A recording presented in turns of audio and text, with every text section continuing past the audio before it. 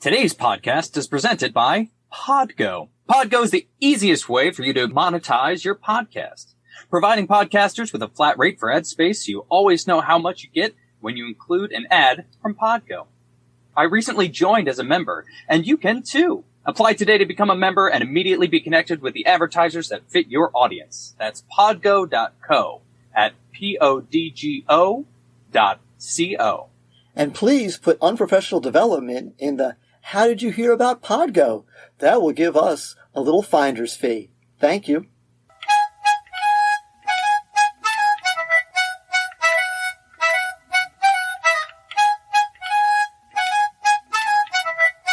Welcome, ladies and gentlemen, to a very interesting episode of Unprofessional Development. I'm Tudisco. And I'm Mealey. And today we have with us Mike Yates from the Schoolish Podcast and about 15 other things. We were on his podcast for a while. He is going to be one of the participants in the Edupodlooza, which I know you guys have your calendars like checking off every day as we get closer to June 27th. And you're making built my own Edupodlooza advent calendar. Yeah. Oh, that's nice. Yeah, I don't know what candles you burn for Edupodlooza, but yeah, that's good. You can have like some daily Edupodlooza affirmations you could be making. There's all kinds of things you could be doing. A pod a day calendar. How you doing today, Mike? I'm doing great. I went in on that calendar. I'll write some affirmations. Okay. Oh, all right. Yes, you're good enough. Okay. Somebody learned something in your classroom yesterday. Feel good about yourself. Yeah, one that just says you showed up today. There you go. There you go. Because somebody else didn't. That's right. Because somebody did. You know, or as we had off the air discussion, thank goodness you didn't have your face bitten by a chimpanzee today. Okay. Oh yeah. That's a good affirmation. Be grateful. Yeah. I always forget that when I count my blessings. Yes. An intact face. Oh. Well, it's sad that really was like that one chimpanzee that really made a bad name for the rest of the chimpanzees. They don't all bite people's faces off, I don't think. Maybe a couple about the same record as people from Florida. So yes. Yes. From what? Florida. I have things. Florida. Yes. Yes. People from Florida will bite your face off too. Yes, I believe that. Be careful. Definitely. Oh, what are we here to talk about? Education. We're talking about education. We're doing education affirmation. Yes. Okay. That would be a good name for a podcast, Education Affirmation. I would listen to that. Affirmation. Somebody pick it up. Somebody pick it up. Copyright, May 2nd, 2:46 p.m. Eastern Standard Time. All right, there you go. Can't steal it. I don't think that's how copyright works. It does. You get to say the date and time. On a podcast, yes. On the interwebs, it works that way. Right, it does. Only if you follow with Ollie Oxenfree.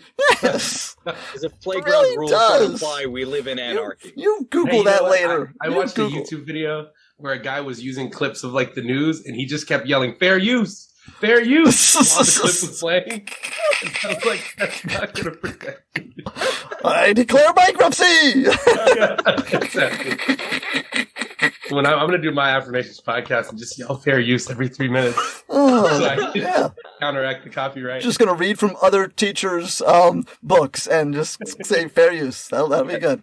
That's like the plan for if you ever get arrested, just propose to the police officer, because if you're married, they can't arrest you. Oh. Good point. Yeah. Wow. Yes. And they can't testify against you in court either. Perfect. That was old Then Steve. they get half the stuff you stole. So everybody wins. No, that's fantastic. Look at this. Look at all these. What are we here to talk about? Look at these nuggets of information that we're getting here, guys. This is fantastic.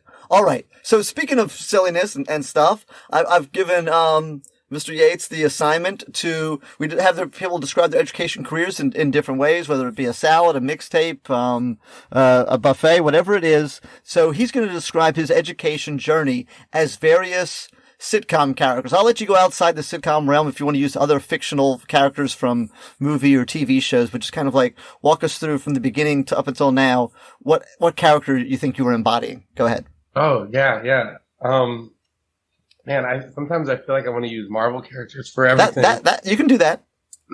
But I can't think of a Marvel character that was as confused and as dazed as my first year of teaching. What about Captain America when he just got out of the ice? That's it. My first year, I was like really, really passionate. And so I had the super soldier serum pulsing through my veins, but I had no idea what it could do. And all I knew was that I was just happy to be there. I kept having these thoughts. I was like, I didn't sign up for this role because I was pulled into doing all these other things, in my teaching career. So I ended up my first year teaching. I was the speech coach. I was the basketball coach. I was the track coach, the assistant athletic director, and I taught public speaking. Wow. Yeah. How many?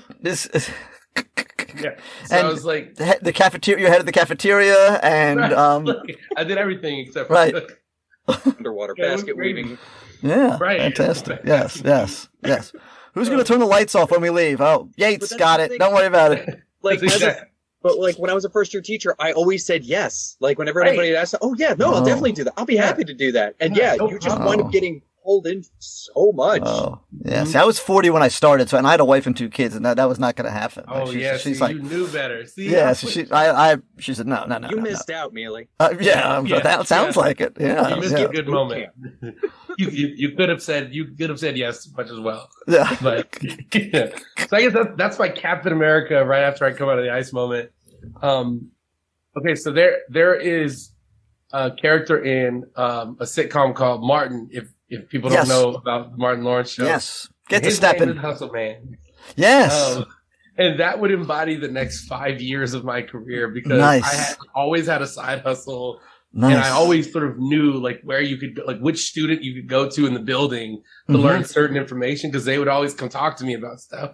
Cool. I think I embodied Hustle Man for the longest time. Okay, I've got a Hustle Man moment that I'll tell you about in a minute, but I want you to keep going. Ooh, okay. I want to hear about it. Okay.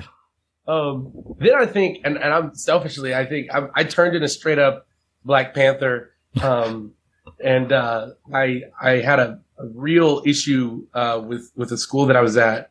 Over an issue of race, over a student that was protesting the Pledge of Allegiance because he was tired of being called racial slurs. Right. Which I ended up ending my tenure with that school.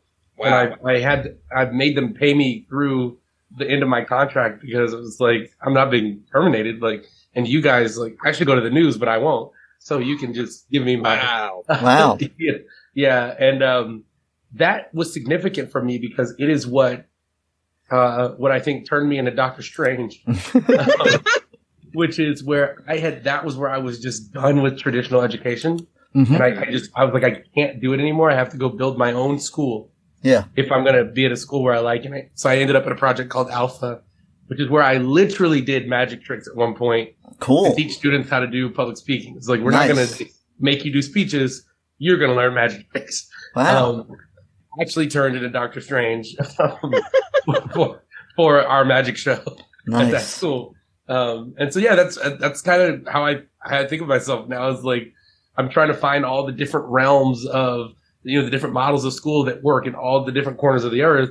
And I'm literally like, I'm trying to bring them together, hold them together, preserve them, protect them, and support them through the work that I do at the Reinvention Lab. So cool. We're going to get into all those things as well as we go through the talk. But I'll kind of like share my goofy Hustle Man story. So two Hustle Man things that I've done as a teacher. So the first one, and this was my first year. And what grades did you teach, by the way? Was it high school or middle school? I taught everything from 6 to 12. My first year was high school. Okay. So did you have the candy guy at your high school? Right? So I had the candy guy was a student in my class. I used to be that dude at my high school. Did you?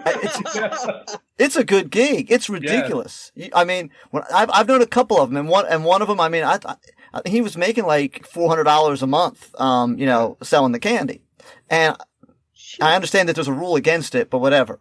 So the candy man was in my class, and so before class, everyone's like hitting up the candy man. I could have turned a completely blind eye, or I could have written him up. There's like 2 different options that you have, and send them down and. You have administration deal with them. But instead, I said, I just need you to stay after class today. And so he stays after class. I said, listen, I know you're selling the candy. 2 things are going to happen. Everyone has to have their candy and be in their seat by the time the bell rings. Okay?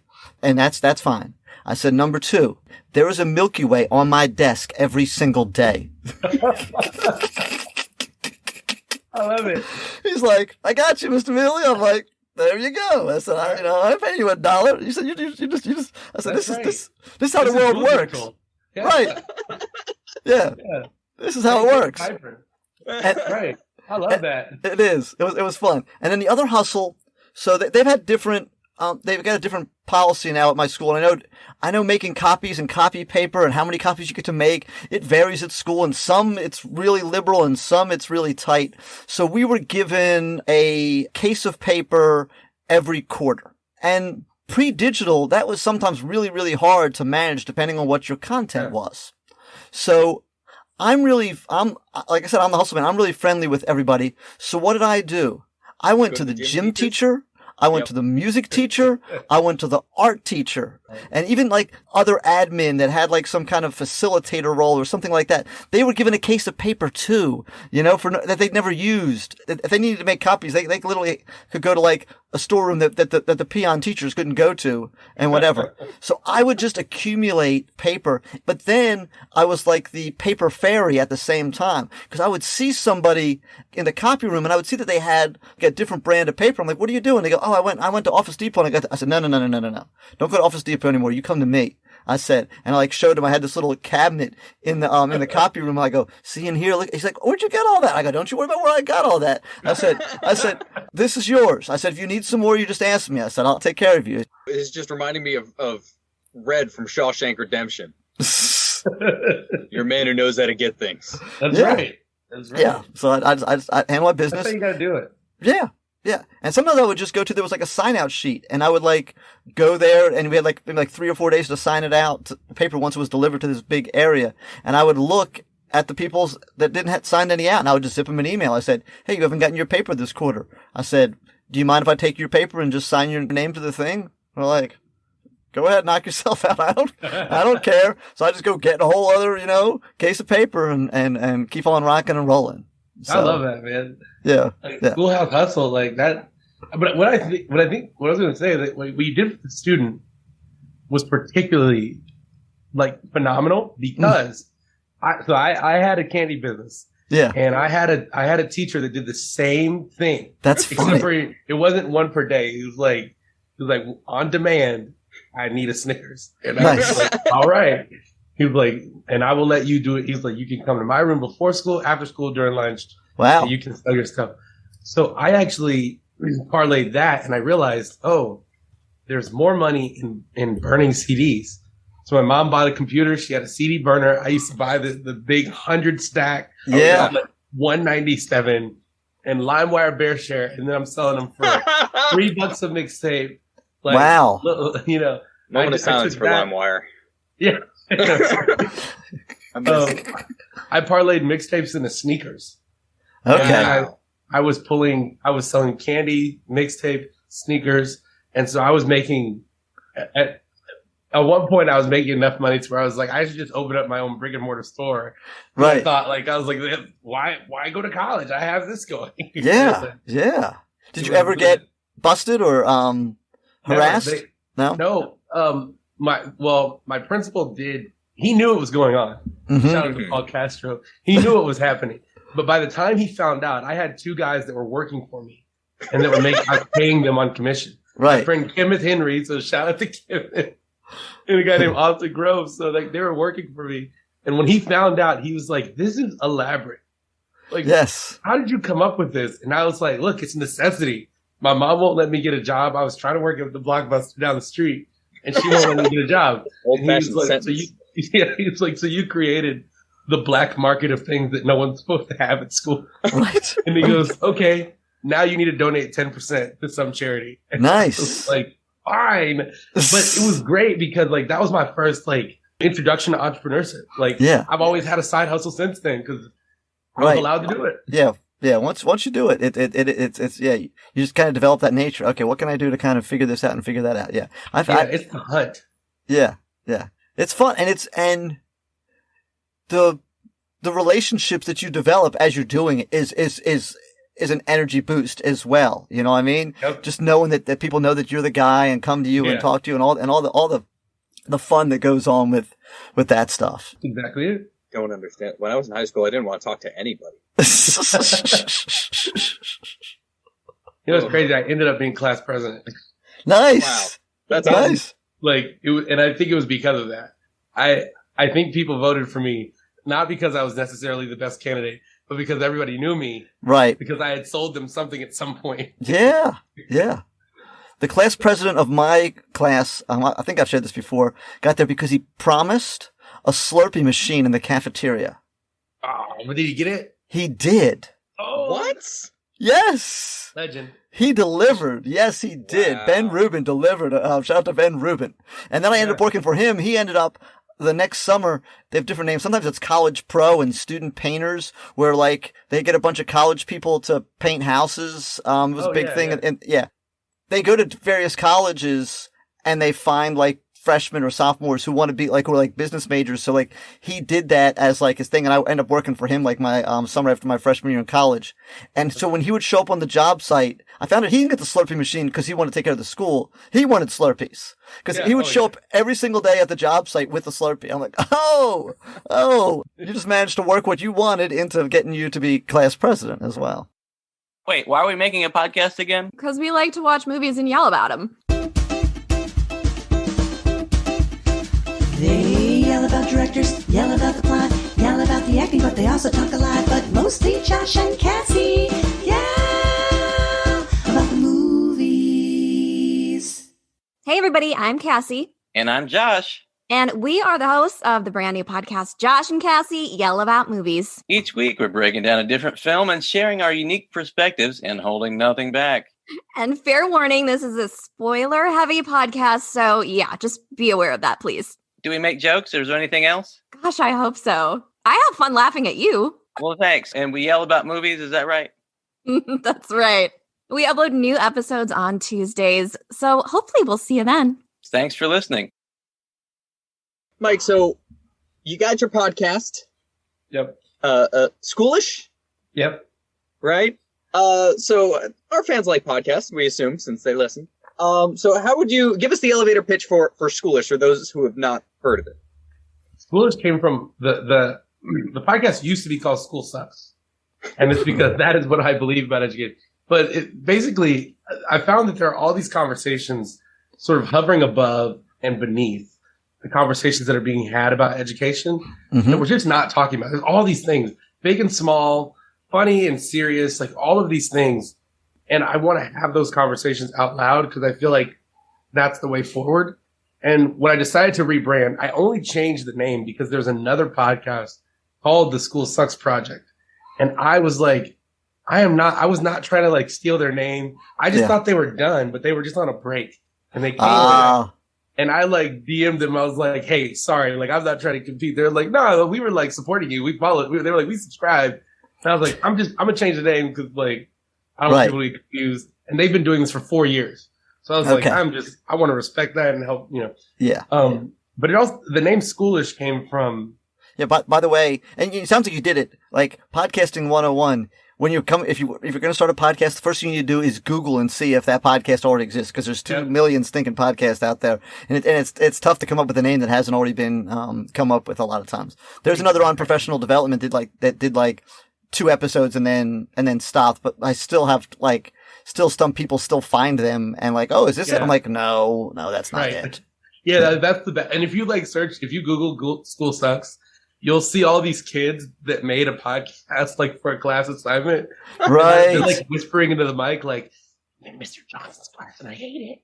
That's the whole podcast. Like if you look it up on it's the That's most funny. While I was vetting that name, I did. But when I switched to Schoolish, it was because 7 years ago, I applied for Teach for America. Mm-hmm. And I made it to the sample teach and the interview. And my sample teach is only 5 minutes long, but I didn't speak for the first 3 minutes. I set up a project where people were supposed to move all about the room, and they were supposed to basically piecemeal together this set of information. Right. Like, well, they hated it. They were like, they hated it. In my interview, I'm talking about how I think software can do the job of direct instruction. And that frees up the teacher's time to build relationships, build projects, and like be a force in the child's life. Mm-hmm. And my interviewer stops the interview and she says to me, there is a place for you somewhere in education, but it is not here. And I just pictured her going like, what you're talking about? And she said, what you're talking about is not even a school. Like, I don't know what that is. And I realized like, if I finished that conversation in my head, it was not a school. It was school-ish. Nice. Because it was all these things that all these voices that I felt like were missing students. I feel like there are a number of really great educators who we ignore because they're not the teacher of the year. Right. But the things that make them great also make them not teacher of the year, because teacher of the year in a lot of places is, can you follow the rules that I put in front of you? Right. The most bells and whistles. Yeah. Right. Exactly. Right. And can you have these test scores that we like to see? Yeah. Right. Yeah. All the things that don't matter. Right. The people who are doing the things that count are we're not talking about them. So I wanted to put all of that in one place, and also just have an outlet to just be creative and try to tell stories to aid with like what I'm doing to try to, revamp education. Cool. All right, so I'm curious then. So you're saying you're having these conversations that are happening around education, but don't seem to be happening like in the school building. So what would you say to somebody who, like an admin who might be hearing some of these ideas and just think like, yeah, but I don't want to rock the boat. Like I don't want to do something that'll topple the school or throw off the learning. What would you say to them? One of the things that I do say to them when they say those things to me, because I've had this conversation. Probably heard that a lot. Yeah. It was like, well, it's actually your job to rock the boat. To the extent that teachers have to get admin approval, it is your job to rock the boat. And the other thing I would say is, if there's something that an admin thinks is going to like really, really just shake up some things, the best thing to do is just to sit down with kids and get them to buy in. Because if they buy in, that should be all you need to say to parents, to district officials, and certainly to teachers about why you're doing these things. Like, well, the kids want to do it, and by my professional opinion, I think it's great. And that should be normally all you need to do. Yeah. Yeah. It's like that old saying of, if you want to get somebody to build a boat, you got to teach them to yearn for the sea. Yeah. Oh, that's a new saying to me. Yeah. Who said that? Hemingway? I don't know. If it's often attributed to like Thoreau, but it's not Thoreau. Also, it's also often attributed to, what's his name? The guy who wrote The Little Prince. Anyway, I don't know. Well, I don't know. Oh, Machiavelli? Oh. No, not The Prince. The Little Prince. The Little Prince. Little Prince. I think Le Petit Prince. The French guys. Yeah. Yes. That all the French students had to students taking French had to read in senior year in my school. I remember they were all carrying around the Little Petit Prince book. Antoine de Saint. I don't remember his last name. But the prince is standing on a moon on the cover. I do know that. Is that right? It's his planet. It's a little planet. Oh, it's a little planet. Oh. It's a little planet. Okay. Well, I thought it was the moon. So, anyway. Okay. Nonetheless, great quote though. Yeah. Okay. So one of the things in your resume here is that you created music and poetry programs in youth detention centers. So where is that in your timeline, and what did that look like? Which Marvel superhero are we talking here? Yes. Oh man, that's Luke Cage right there. So yeah, that was in college actually. That was where education, like going into education as a career, became somewhat possible to me. I never wanted to be a teacher. My mom has been a teacher my whole life. Okay. And when I was like, I think I was like 16, she comes home and she puts her bag down and she sighs really, really big and long. And I was like, what's wrong? She goes, never be a teacher. She goes, just don't. It doesn't pay enough. Like, just don't. And I was like, okay. She was like, even if you think it makes you happy, just don't do it. And I was like, okay, I won't do that. Then I'll stay far away from that. Yeah. In college, I did a lot of slam poetry, and performed with the slam team. And one day I really, really needed money, like every college student does. And like I had run out of meal swipes, and I was like, oh gosh, like I need money. And there was this slam poetry contest for MLK Day. So I was like, I'm on the speech team, like I can beat all of them. And so I entered the contest. And I wrote this poem that was not about Martin Luther King. And I learned, like, when I was backstage, that every poem had to have something to do with Martin Luther King, which obviously makes sense because it's in a. And I remember. So at the end, you just say, "That's my dream," and then you're good. I could have done that because that would have been easy. It would have been easier. I had to like do a combination of like impromptu lines and like, so freestyling and my memorized. What you had, yeah. Oh wow. Yeah, but I made it work. And there was a slam team that was there called Neo Soul. And when I came off the stage, they were like, "You are so good at this. You should come and like perform with us." And I was like, "Cool." So I became known on our college campus as one of the people that was really good at poetry. And a friend of mine asked me, she was like, "Hey, I'm trying to create this program at the school. Like, are you interested?" And I was like, "Sure, I'm down to do it." And then she gives me the address, and I was like, "Hey, this is not a school. This is a juvenile detention center." She's like, "Yeah, they have a classroom program."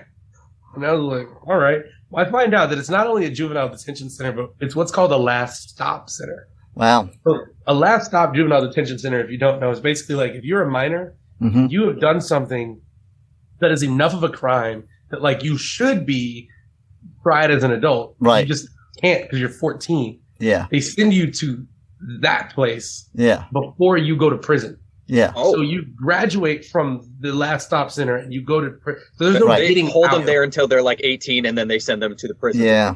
Yes. Yeah. So, wow. Like they're not eligible for parole or anything while they're in the last stop center. So there's no getting out at all. Yeah. But there is sort of like a race because if you can prove that you have like pursued self-improvement enough while you're in the last stop center, then you might be looking at 1 to 3 years as opposed to serving out whatever the rest of your sentence is. Yeah. And I mean, the stuff that, like my first day, I didn't know what to do. I'd never taught anybody. So I was just like, "How did y'all get in here?" And this kid was like, "I'm glad you asked. Let me tell you what happened." And he was like, "I'm not even going to lie and say that it wasn't me because it was me." And he tells me this story about how he basically broke into an AT&T store. He stole all the smartphones and then he flipped them on eBay. And he's like, "I thought it was a brilliant plan, but obviously the security cameras caught me." And I was like, "Man, that's great." But what came after their stories that seemed somewhat comical, was like, who would do this?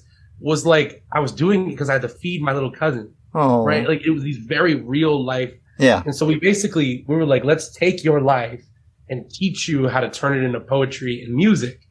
And they they got really into Tupac. Wow. They got really into like Etheridge Knight, who's a famous poet, and like we started showing them Brave New Voices, which was the HBO series at the time, and we were like we can do a poetry. So we did this poetry slam, and we saw these guys sort of transform, and it was that specific student that I was talking about with the AT&T store. It was his transformation to go from he wrote one of the most beautifully like heart-wrenching pieces of poetry and performed it so beautifully by the end of that. And what was so sad is that it was like in April, he performed his poem and he turned 18 on May 1st. Wow. And so when he turned 18, he had to leave. Yeah. And so he was like, "I'm just glad this is the last thing that y'all get to remember me for." Oh. And that was where I was like, man. And the last thing he said to me, he was like, hey, keep doing this. That's what he said. Wow. I was like, and that boy grew up to be Dave Bautista. I wish. I wish. I don't know where he is. That's really awesome. That's awesome. Really, really cool. Yeah. It's really, really cool. And that's, I will drop a little, hey, listen to our podcast, Cerise, in episode 20. We had someone who like literally teaches at a youth detention center. That youth detention center, that is her job that she does, every day. And we had her on the podcast, I don't know, about 6-8 months ago. And she was really, really good. Like it's, I'll track it down. Yeah. It's just, I'll pass on the information to you if you want to have her on yours as well. I think she was really cool. Sunday. June 27th, join us for EduPodLoza. There will be over a dozen EduPodcasters. Listen for some rhythm and rhyme. That's a poetry slam, boys and girls. Roundtable discussion. Just some teachers talking about teaching and laughing and having a good time. Role-playing games. Oh, yeah, for you nerds out there, you know you're gonna like that stuff. Radio drama. Dum dum dum dum. Ah! And really funny people. At least really funny looking, if nothing else. 1 to 9 on June 27th, Eastern Standard Time. We'll be live streaming. There'll be links. We'll put it on the Twitter. We'll make sure that you know where it is. Follow us at Unprocast if you're not already, because that's probably going to be the easiest way to know when it's going live. June 27th. Free up your calendar now. Thank you. I highly recommend having a co-host that does all your editing so that you don't have to worry about all that stuff later. I don't have to like Tudisco has to figure that stuff out. I strongly suggest having a co-host who deals with getting people on their podcast and talking to humans. You guys are the perfect combo. It works really well. It really does. It really does. Yeah. He likes to talk to people. I fear social interaction consistently. Yeah, except when they're on a podcast, then you love talking to them because you're ridiculously curious. Yeah, I would not have guessed that you don't like social interaction. I would not have guessed that. I don't. It's just the theater in me. It's just yeah. Like during PDs and stuff, I'll be sitting in the back corner and I just won't say a word, or I'll get really bored and then I'll get really loud and be silly. But that's usually about it. Sounds like you're fun to be in PD with, though. Yeah. I sure do get in trouble a lot. I'm the teacher where I will raise my hand in the middle of a PD and the principal will say, no, just put it down, Tudisco. All right. So, reinvention lab. So tell us about, this reinvention lab. What is it and what do you do and what gets reinvented? We assume it's wheels. Yes. Yep. Yeah, we're reinventing all kinds of wheels. Yes, I mean that's what always gets reinvented. Yes. Yeah, I think the funniest part about the Reinvention Lab is that I was recruited to come there. They sort of approached me. I was building a school in Austin. I was a part of this project called Alpha, which uses adaptive learning software in place of direct instruction, all the projects, all this stuff. It's a really great school model. I was happy doing that. I was looking for what's next, or thinking about what's next in the back of my mind. And they started talking to me about the lab. And I was like, this is really interesting because 7 years ago, this is the same stuff that you guys told me to leave for. So it was Teach for America again. They'd come full circle. They'd had an awakening. Yeah. Yeah. Cause 8 years ago, I remember the Teach for America. They basically, Teach Like a Champion was their Bible for a while, right? Yep. Which had some, I think, I always been told eat the meat and spit out the bones when you whether it's PD or someone speaking or whatever. And I think there's still some meat in there and there's some stuff that's applicable. Yeah. And I think some stuff in there that maybe is no longer something that can work given how technology is and just the way classrooms can be now. So, yeah. What's interesting about that, now that you mentioned that, is this is why the Reinvention Lab exists, is because Teach for America, I think, is still using, Doug Lebov is basically, that's their boy. They're still using Teach Like a Champion techniques. Yeah. And what is interesting is that they don't even use the whole book. They basically cherry pick all the classroom management strategies, and that's what they give to teachers, and that's how they evaluate them. Mm-hmm. So it sent this message to low-income communities that, your students need to be controlled. Yeah. And not only do they need to be controlled, but they need very affluent Ivy League graduates who are normally overwhelmingly white female to come and teach you. Yes. Teach for America itself is, there are people within the organization that are questioning everything about the organization, like the fact that there aren't enough, there aren't enough men that are hired at the organization. They're like, we have tried to correct so hard against these male dominated cultures that now men are the minority, and the way that we act and the way that we teach is it reflects that, right? Mm-hmm. And so the Reinvention Lab exists to transform Teach for America. I guess the theory of change, so to speak, would be that Teach for America is so large and has so much influence. I'm still shocked that there are people that I can reach out to that will always respond because of my Teach for America email address. Wow. That I could have never gotten the time of day from before.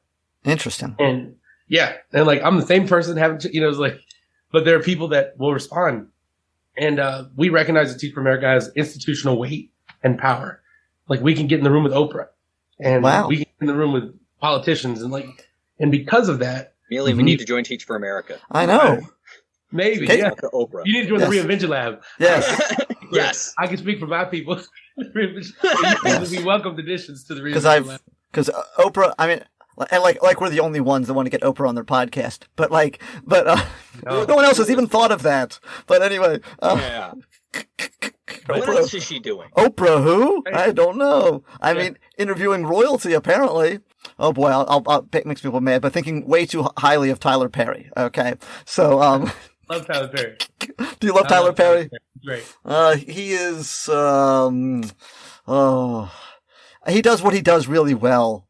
It's not just stuff he does on screen though. Like behind the scenes. As a person, he's a fantastic person. Yeah. I think he's a human being, fantastic.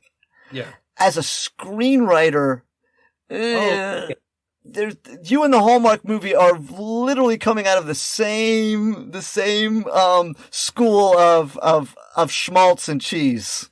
I did once realize a cultural difference between me and a coworker. I asked them, "What are you doing this weekend?" They said, "I'm seeing Medea," and I said, "Oh, I love Greek theater," and that was not correct. No, wrong. No. Tyler Perry's draw is that character though. Like Medea is the draw. I agree with you. His films, they're not like, look, a lot of them are not good. No, you know 5 minutes in how it's going to end. There is no doubt how it's going to end. There is no. He is not M. Night Shyamalan. He is not Tyler Perry for high production. I watch for the moments that Medea comes on the screen. Yes, right. Yes. Like I didn't mail my work up in here, so don't mail my paycheck to me. Yes. Like, yes. Yeah. Someone described him one time, I think, as like comfort food. You know what I mean? And he really is for a lot of people. He's like, when I watch him, I like the way I feel when I watch the show. I know I'm not completely suspending my disbelief, and that some of the stuff is going to be a little, over the top. But anyway, we're back to you and your Teach for America and Oprah, because she loves it. And I think she loves him because who he is as a person. And so, and his story from like rags to riches is ridiculous, and what he does for the city of Atlanta is fantastic as well. So for all you Tyler Perry, don't unsubscribe because I was dissing on Tyler Perry. No, unsubscribe because we're not that funny. Yes. Yes. No, honestly, like, I think Tyler Perry is a great example of sort of the way that I view the lab's work. One of the reasons why his movies why they will never and they should never win an Oscar, right, is because every casting decision he makes is actually intentional, and it's got something far to do that's far and away from acting, right? Because he's like, look, I can pull in dollars because Black America loves me. Mm-hmm. The Black dollar is powerful, and he knows that, and that's his focus, right? Like, I went to go see Tyler Perry movies really just because of Medea. Like, on principle, Medea's in the movie, I'm going to go see it just because I'm going to go to the theater and pay money, even though I know, just like you said, it's like comfort food that you shouldn't eat, though. Like, if you know you're lactose intolerant and you get a beef cobbler, you don't get that heartburn when you leave the theater because you're like, oh, how that movie was.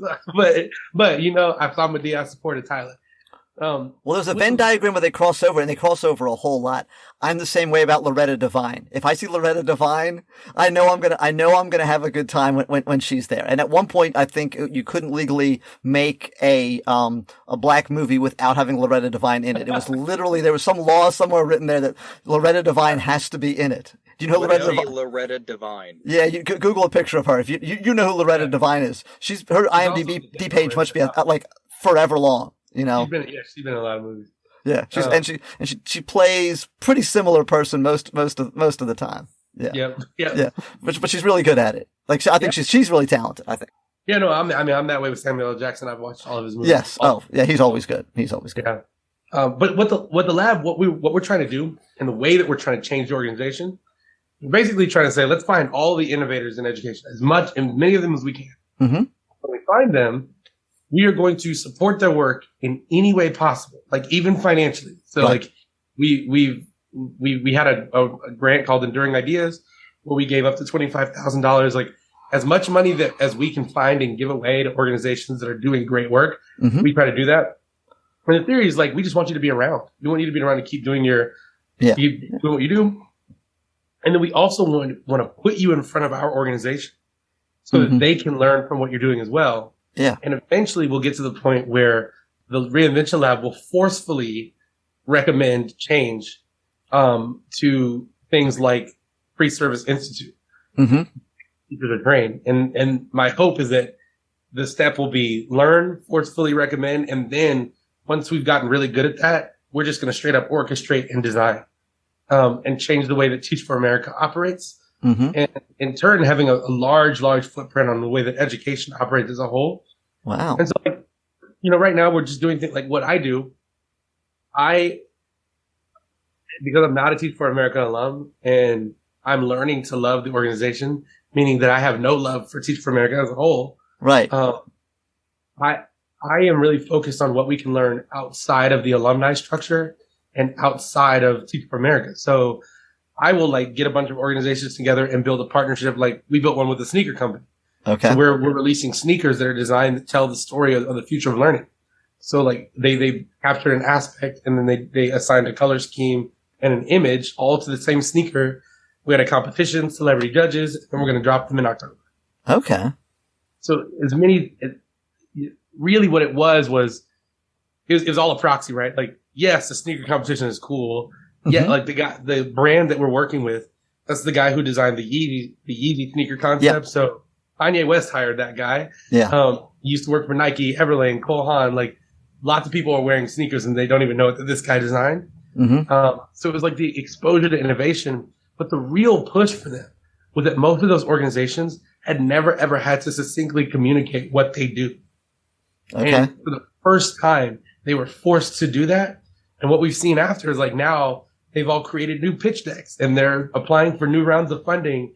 And one organization in particular that made the final in the sneaker contest, they took the pitch that we made them do as a part of that contest, turned it into a video for their website, turned it into a pitch for another competition, and they're now a finalist to get up to $50,000 for this grant. Okay. So okay. That's what we hoped to do with that. I'm curious about your take on this. So it's been a while since Teach for America has even been on my radar. Okay. But the school I started with was big into Teach for America. And we had issues with a lot of teachers from Teach for America because some of them were there to teach and some of them were there as a resume builder to go and do something else and didn't care about the kids. Yeah. Or to get their college paid for. Doesn't Teach for America pay for your college as well? They you get an AmeriCorps scholarship. Yeah. Oh, I didn't even know that. Yeah. Cool. Yeah. So yeah, and I get that appeal and whatnot, but I also saw it damaging the school and the constant turnover, which is also just very disorienting for the students and the staff and the admin. So what do you think would be the goal then? If Teach for America is trying to reinvent itself, where do you see it going long term? Yeah. I think the core model has to change. The thing that I think about that makes my wheels turn is it kind of infuriates me is the fact that Teach for America has been doing the same thing for the last 30 years and the core model has not really changed a whole lot in that time period. And there's enough anecdotal evidence that I've heard that argument before. I've made that argument before. And so there's so many people saying the same thing.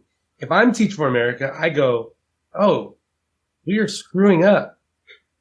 Let's make a shift.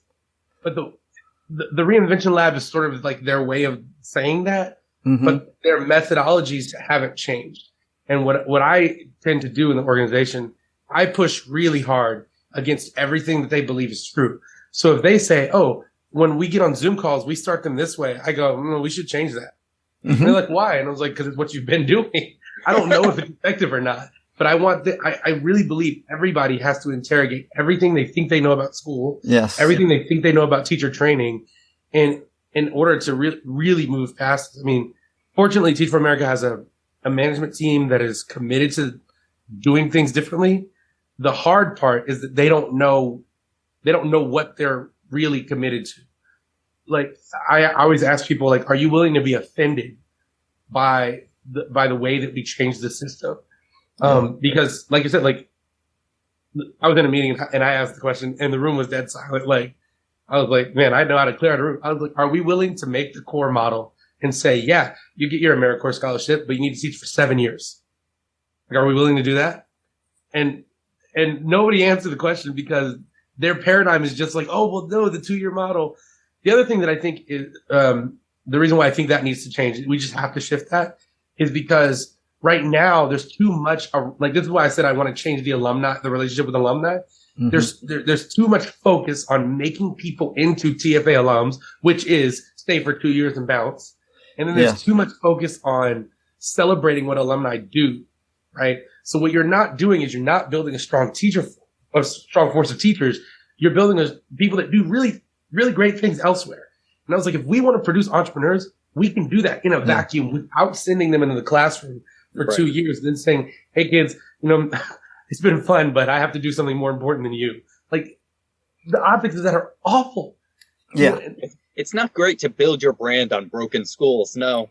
Right. Exactly. And I was going to say, one of the things that, then this is my impression, you tell me if you think if it fits, both with the teachers that they produce and the way that they have the teachers behave in the classroom, it's not too far off from the military model, where we don't know if this is necessarily the best way, but we know that if we do this, that we always get this result. And we know that, and so if everyone has to do this because this is the safest way to, like, we're minimizing risk, but we're also minimizing our ceiling of what we can produce. And so it's like, okay, so this will actually get you classroom management. So you will get compliance, and compliance will result in a certain level of learning from the majority of your kids and will result in this, product. And when it comes in, it will look like an engaged, productive classroom, but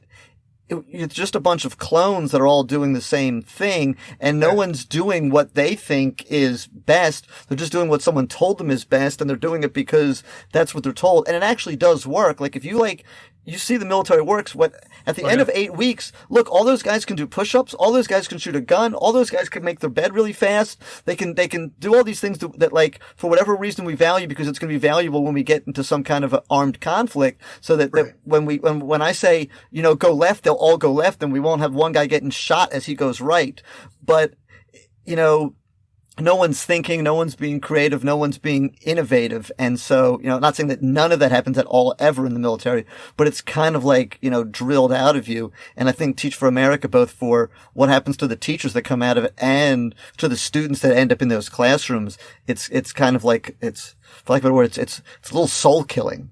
Yeah, no, it is. It's completely soul killing. So I think charter schools are the same way. Like, they're all subscribing to the same knowledge sets to build these systems, and that's what we're after. That's the change that we're after.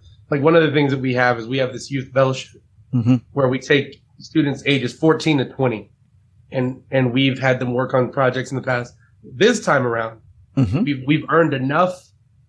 Like, we've made enough noise in the organization in the year and a half that the lab has been around, to have the organization say, fine, like, we'll let them work with one of our departments. So now our hope is to put a 16-year-old in the recruitment department and say, why are these your standards for picking people? Kids don't care about any of this. Right. We don't care about this. Why are you teaching people slant? Yes. I can learn laying down. What are you talking about? Like, right now, we recognize that Teach for America is an adult-centered organization, and the voices of adults, like in many schools, are all that count. The line that I'm always saying that makes some people mad is like, too many decisions are made with a bunch of horny adults huddled up around a table going, kids will love this. And the kids are like, they're the dumbest people on the face of the earth. The kids don't care. It's like, the only way that we're going to stay relevant is by constantly asking students, right? Like, and so we're hoping to bring in this idea of adult youth partnership into with the fellowship. I don't know how fast this is going to happen, but I say this all the time to people in the lab. Like, when they listen to this, they're going to be like, oh my gosh, saying it again. But I was like, we have to be willing to offend somebody at Teach for America so much that they would consider leaving the organization. Like, because we have do to some weeding. Yeah, I mean, like, and it's less about weeding out and more about just like sticking to what we know is right. Like the three of us are all like, we've all been making these arguments probably for many years. Right. And we're on the ground. Like we've been in the classroom. You guys, we have podcasts. We talk to educators literally for a hobby. Like, it is what we do. Like, Yes. Tudisco is forcing himself to talk to people, right? Like this is what we do. Mm-hmm. And so this podcast and Schoolish should be enough data for Teach for America to make a change. Right. But I keep asking myself, why hasn't it? Yeah. Why hasn't it? Right? Like it has. But Yeah. Inertia is, Right. is Yeah, I'm sure to some extent it's such a big boat you can't turn that fast. Right. Exactly. So it's going to take a long time. I tell people the fast track is 5 years. In 5 years, I hope that we're seeing what I would consider a drastic shift. Mm-hmm. And then in 10 years, I hope the boat is at least starting to turn. Yes. Well, Right. the first thing they need to do is they need to change their name to School Sucks. That's what you need to. I know. I said that we were talking to the management team, and I told I told one of the members of the management team, I was like, the first thing we should do is change our name and our logo to something really cool, so that we start attracting the people with like 2.7 GPA who like hate the system, Right. And they're hungry to change it instead of. Teach for America sounds too corporate. Oh, what's TFA stand for? Thunder Cougar Falcon Bird Alliance. Exactly. I thought of that when I was watching the Cobra Kai on Netflix. Yeah, we need Johnny Lawrence. That's what we need. that's right. We need some washed up alcoholics in our schools. Yes, I think there's some of them in there already. I don't think we need any more. I think we've got plenty of washed up alcoholics already in the schools. I'm pretty sure. I think being a teacher is pretty good at producing washed up alcoholics. I think there's some kind of correlation between. Maybe. My elementary school PE teacher, Mr. Telke, was exactly like Johnny Lawrence. He was like literally almost the same person. He loved the Minnesota Vikings, so he wore purple almost every day. Nice. And he coached everything. And if you made a mistake, he'd be like, "Kids, stop being soft. Get up. Go do it again. Whatever. Just go." That's like, this dude is Johnny Lawrence. Yeah. Alrighty, so we're nearing the end of our time here, boys and girls, and so Mr. Yates, I'm going to give you a couple options, and both are fun. And maybe we can do both. I don't know. You can either tell us a funny story from the classroom, or two, right. Or are you familiar with, I don't know which episodes of ours you've listened to, are you familiar with our game called Teacher Student Admin? I know that. What are the rules of that game? I have listened to this game. It's the same as Kill, Marry, Bleep. But except with like three famous people. I know we played with Two Dope Teachers. I forget some other people that we've played it with. That was when we first played it. What's three that? Famous people, and then you have to pick which one would be your admin, which one's your college. Yeah. Let's do that. Let's do that. Okay. So Tudisco, I'm gonna have you come up with one. Give him three Marvel characters. Okay. Oh, okay. Here's we're gonna go. We're gonna go with Ant-Man. We're gonna go with Groot and Falcon. Oh, okay. Because I want to produce somewhat of an interesting school, Groot is 100% the admin. 100%. It would be he'd repeat in his emails everything he already said at the meeting. Exactly. Yes, that's true. I mean, that's usually what I take away from those meetings anyway. Mm-hmm.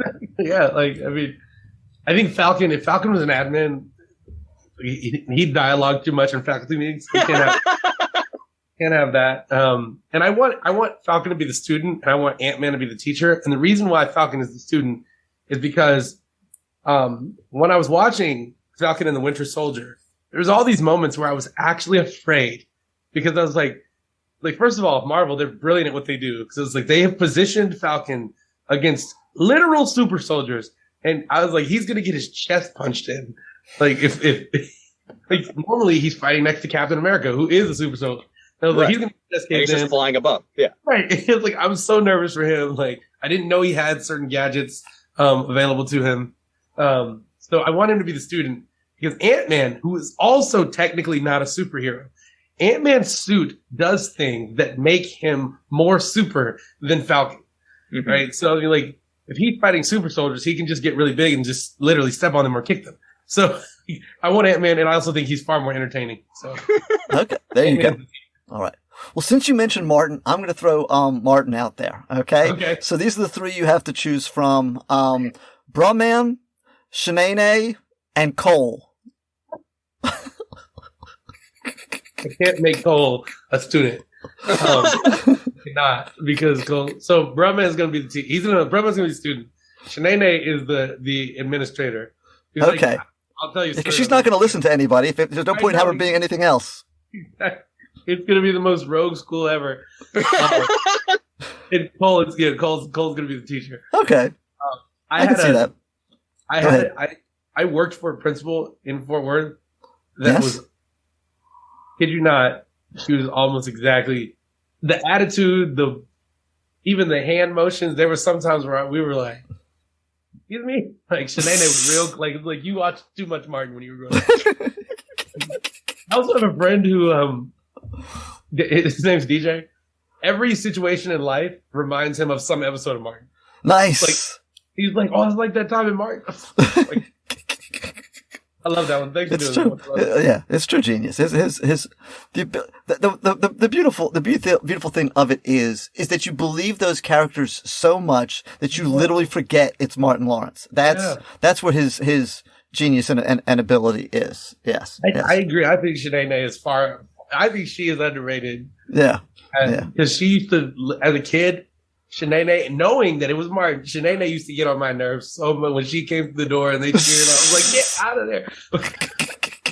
Hell, you brought me back to my childhood. Oh, alrighty. Okay, guys. Well, we've successfully wasted another hour and a half of your time, or whatever it ends up being. So hopefully you learned a few things here. And definitely check out Schoolish. Definitely, if you want to meet Oprah, obviously you need to follow Mike Yates on Twitter and whatever you need to do, because he's going to introduce you to Oprah eventually. And introduces me. The words are things mouth doesn't brain work this good. I've also decided I'm going to put Loretta Devine's IMDb page in the show notes. Okay. How long is it? Oh, let's find out. It's very long. Not as long as Samuel L. Jackson, but no. I don't know how many things she's starred in, but she's been in everything. Yes. And she's 162 acting credits. Yeah. That sounds about right. Stuffins, by the way. What's that? He's in Doc McStuffins. Is she? He's the hippo. Okay, cool. My favorite was if you ever watched Boston Public. I love that show. Yes. Yeah. She was really good in that. Yeah. So, but also she's in so many movies, but anyway, thank you boys and girls for listening. And is there anything else that you wanted to, plug there? And, we will just throw whatever it is in the show notes for everybody. Yeah, no, not necessarily a plug, but if you're a nonprofit or if you are an education startup and you do cool stuff and you need help, reach out because we want to help you. Awesome. We just thank you guys, and as we always say at the end, stay unprofessional. All right. Awesome. Thank you so much, Mike. That was fun. Thanks for listening, Unprofessionals. Please check the show notes for more information about our guests and just funny links for other things. And here's a little sample of next week's episode.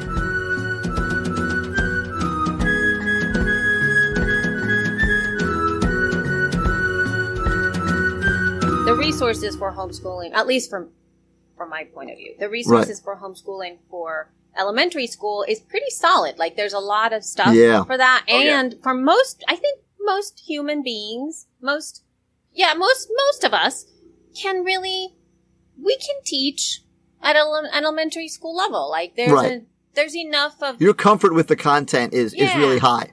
Yeah. You can get a lot of... Yeah, totally. And you can remember things and you go, oh yeah, I remember when I did that, or break things down, and it's not too hard. Like, I do have to spend some time with, like, terms when it comes to grammar. Mm-hmm. Even though I'm a good writer, I don't remember how to name all the things, you know. Right. And so a preposition versus a predicate.